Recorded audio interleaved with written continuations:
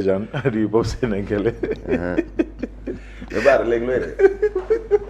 non Baara day ree parce que commencé gul wala Baara dafa wër commencé. na yàlla commencé naa on est en direct là. wër na yàlla commencé kon naa. réewam bi direct la nekk ko def. waaw mais xam nga émission bi relax time la moom tout le temps dañuy jéem a relax. xam nga les gens dañuy tardé ba pare xool. Baara di ci teg leneen. non réewoo tardé bi de sa chaise yi nga xam ne mënuñu si toog bu baax loolu ngay ree de. retard bi la bëgg camoufler mais xam nañ ne réewoo ñoom tardé bi de sa chaise yi ngay ree. ñoom ñëpp a tardé ngeen baal ma yéen ñuy seetaan mais ñoom ñëpp a tardé. man dama tardé. les gens yëpp a tardé. Man dama sauf tardé. Pendra. ak man maa ngi nii toog xam suturaal sama bopp rek. yow to da ngaa tardé. kuy làqatu du maa ngi nii plateau baa ngi ubbeeku ñi tardé wu la ngi nii toog Baara. waaw. kuy làqatu de il est dina maa ngi nii 17h34 Lii moo minutes. des. d'habitude dañ doon conseil 17h pile. paa yi tardé nañ. yaa doon wër ay yow tardé bu woo baax. paa yi ñoo tardé. Malick na nga def yaa ngi cool. waaw maa ngi cool Baara di nuyu ñëpp ñi nga xamante ne ñu ngi ñuy seetaan à travers seneweb.com et Seneweb TV.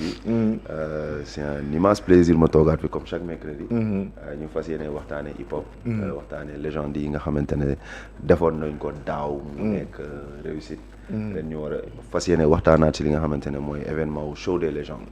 voilà muy ñu waat ci ñëw ci kanam tuuti incha allah ànd ceeg Pendra aussi Pendra salaamaaleykum. Aleykoum salam. ñi ngi am mbégte di la dalal ah. Bonjour Champion Bara, d'Afrique. tout va bien. On est champion d'Afrique. Ouais. On a sorti les chapelets, on a prié, on a gagné. Oui. Maintenant on a 2 étoiles, après on va aller 3, 4, 5. Ba ñu dàpp Égypte 8 après ñu bàyyi gars yi tuuti xam nga sooy fo ak xale da ngay koy bàyyi mu nooy tuuti après ñu ñëwaat ñu bàyyi gars yi nooy 2 ans. ñu waat enchaîner. enchaîné waat. Entre temps ñu dem ñu léegi ambition bi coupe du monde la quoi. coupe du monde bii di ñëw nag surtout. waaw. waaw bii la ñuy jël. ñu ñaan yàlla rek que boy yëpp ñëw kii nekk en forme. au moins coupe du monde bi day démarrer quoi ñu bañ a am blessé affaire donc voilà. super mais yaa ngi si jàmm bu baax a baax. maa ngi sant. naka coono yi j'espère que tout se passe bien. non c'est-à-dire tranquille on a l'habitude donc xam nga soo yëkkati événement xam nga coono la.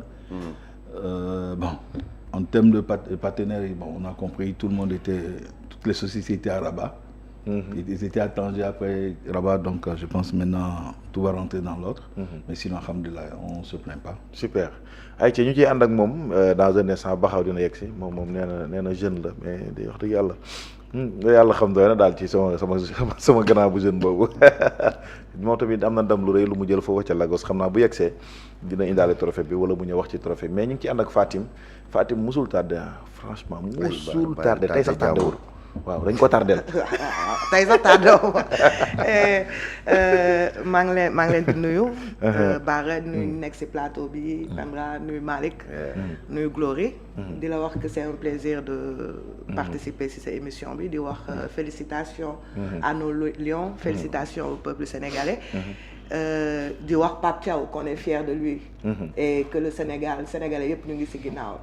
Sénégalais yëpp ñu ngi ci ginnaaw. ñu ngi ci ginnaaw lu mënti xew. lu mënti xew. waaw même buñ ko ajee ci kaw turbine. non ñu ngi ci ginnaawam dafa def li mu war a def. def ko fa mu ko war a defee ak heure bi mu ko war a defee. gedd bi quoi.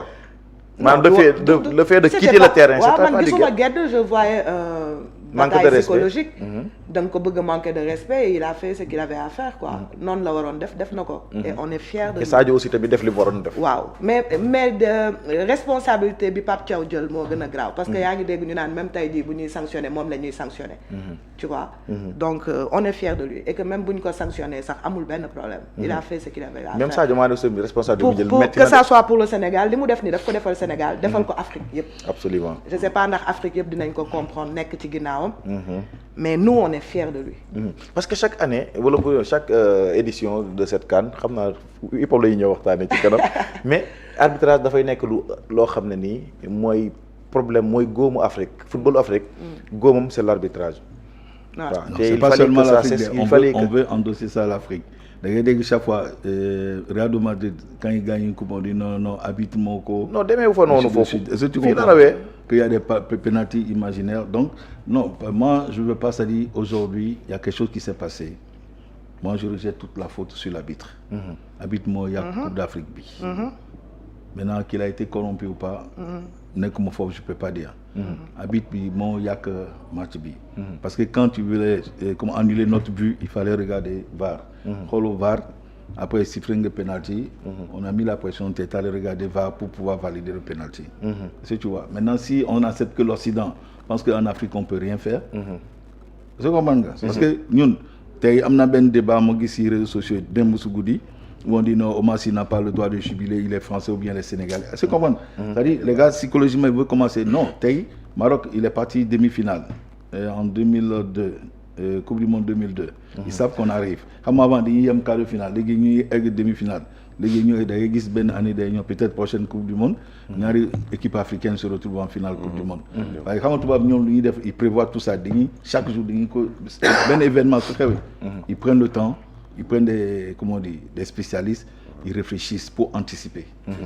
Souvent, c'est ça que nous on n'arrive pas à faire. Pour les gens ñu yuxu pour les gens ñu jàll si leneen. Alors que ñoom di téye affaire bi di ko xool di xalaat pour voir comment il peut que ça ne se répète plus. Effectivement Malick yaa ngi woon Palais ñi ngi ñëw ci hip hop bi yaa ngi woon Palais démb ma gis la fa gis fa El Dia gis fa DJ Awadi qui a fait une prestation gis fa suñu papa Youssou Ndour artistiquement parlant naka nga jàngatee affaire bi dem le show de Abba yéen ñi fa nekkoon Samba Peuzzi naka nga dundee loolu ci devant ci kanamu président de la République ak premier ministre ak autorités yi nga xam ñoo fa nekkoon yëpp. D'abord c'est un honneur sax laay wax parce que du chaque jour lay am coupe du monde coupe d'Afrique nga gagné ko. xam naa coupe du monde day waaj a ñëw. ñu koy waaj a gagné dañ koy waaj a gagné dañ koy gagné sax incha allah amiin donc nga ñëw fekkee loolu noonu. c'est un honneur. c'est historique laay wax sax et ñëpp assuré nañ muy Youssou Ndour muy grand bi nu mu tuddati. DJ son bu yàgg la. Rosa gis gars yi yëngatu. président bi tàcc Rosa waaw tu vois donc loolu yëpp mu lay rappeler sa enfance. te ñun demoon nañ sax dama koy wax ba bàyyi équipe nationale dem nañ ba Sénégalais ñu bëri daanuñu seetaan équipe nationale. comprendre nga ne booy dañ tàmmal nañ ñu dañuy def défaite.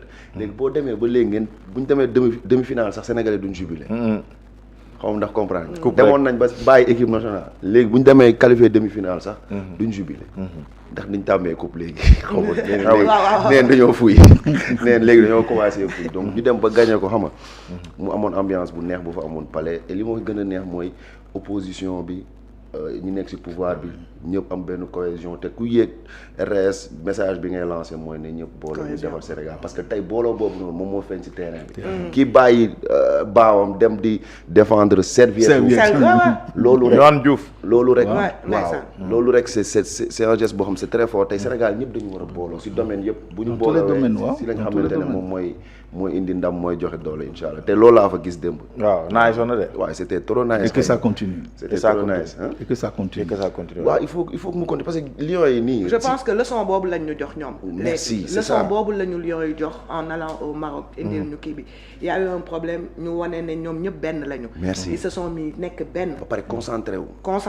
loolu moo indi tay jii ndam li parce que ku si nekk boo tiitoon ne sama yoon nekk si wala désolariser peut-être du ça n'allait pas aller mais ils nous ont quand même jox benn leçon bu utile bu important à toute l'Afrique oui parce que dorénavant ñeneen dëkk aussi du ñu nangu c'est-à-dire ñeneen ñi les autres pays dorénavant quand il y a problème yi dañuy fipp quoi donc voilà Sénégal dafa wane yoon bi que ne corruption wax nga may tooñ Sénégalais kenn du ko tooñ numéro A bi gis nga lu mu def yëkkati chaise xam bon du image yu ñuy rafetlu Sénégalais tamit fa lañ tolloon waaw non nee nañ Sénégalais li ñu leen di jëwee sax mooy gayen boo xamante ne xam nga dañuy tëjji buntu boo ko tooñee am nga xam nga dañuy tëjji buntu yëpp dugg benn mus fii nii attaqué ko da ngay xool su wuti yoon su gisul yoon lay song waaw song la waaw moom loolu mooy Sénégalais xam nga ñoom amuñu chance génération biñ tasee waaw GAT kii bi GAT bi ñoom génération boobu lañ tasee may gat sa gasa ñoom kay fa ñu wax génération boobu la ñoom fiñ tombeel ba axul c'est dit gat sa gasa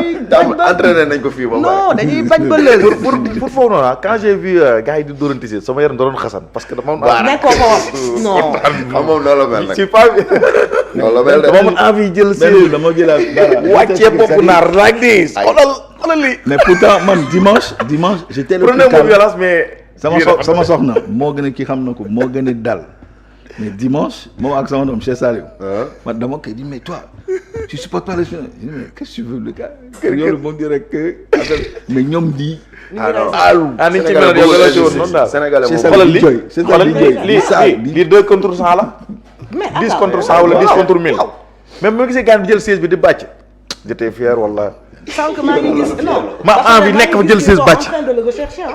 Si, Ils si. ont mis sa photo, Si, ils si. sont en train li ko may chance peut-être mooy peinture bi. bu ko dindee doo xamee kanamam mais naar yi ñu koy ngi def wër. battu pour retrouver ko pour rey ko. Kii ñibbi na. mais dégg naa ñibbisi na. am na benn commentaire bu ma lire ñu ne egsi na il est Dakar. rentré. il est rentré. Et aussi, ku am numéro mu jàppale ma c'est s'il sûr vous c'est sûr plaît. qu'il est rentré Ba. waaw si waaw. gis naa ko ci commentaire. mi ngi fi mi ngi Ndakaaru. waaw si commentaire yi laa ku ko gis rek na ma si jàppale. ne ko na dalal suñu xel waaw, waaye. ku génn ko gis wax dama ne si jàppale génn na quoi. quoi parce que ñun instant bi dañ jaxasoo. ah bi soxla naa ko trop. parce que particulièrement ils se sont organisés hein, pour retrouver le gars. Ils ont mis sa photo. damaa xamul A bi ci kanam la. Sénégal wala benn A la wax nga dëgg Sénégal benn A la. A bi A bi soxla nañ ko. Sénégal waaw sans comme li nga wax bi ci A bi ak benn P bi. waaw. aajo bi egg si. Rampadio ngi si. aussi ñu ngi soutenir sénégalais yi nekk foofu noonu. parce que gis naa ay vidéo ñu ngi siy dund. waaw non tamit. beaucoup jaale de gens surtout ki ci génn àdduna tamit Malick. Ouais, il paraît si, que si. am na ku ci génn Cheikh àdduna. Diouf. xamuñu si yan circonstances. am na ñu bëri ñu ci blessé aussi. ñu xool suñu ambassade yi foofu quoi ñu Si, gën a si. vigilant rek jàppale Si, suñu sénégalais yi nekk foofu. Absolument. dem maa ngi gis Football kenn ku ne marché la jógee nee na 2 heures de temps mu ngi koy dox nee na benn taximan Taxi, bu ko taxi. jël. Waaw. nee na ku mu Waaw, arrêté waaw. boo ko xoolee mu Ndeysaan. nekk sénégalais da nga ko fay bàyyi dem sa yoon. oh là là. Diouf Ils sont en train de souffrir ah. Non, Diouf ils vont se waaye la calmer. comédien. Défaite bi moo métti donc. na leen yàlla sàmm. Amin. ay ca ñi ngi xaar ni Baxa aussi moom tamit champion d'Afrique la parce que dem na jël ji ndam. indi beneen ndam boo xam ne te war a ñëw présenté ñu ko ñu ànd ak Fatim.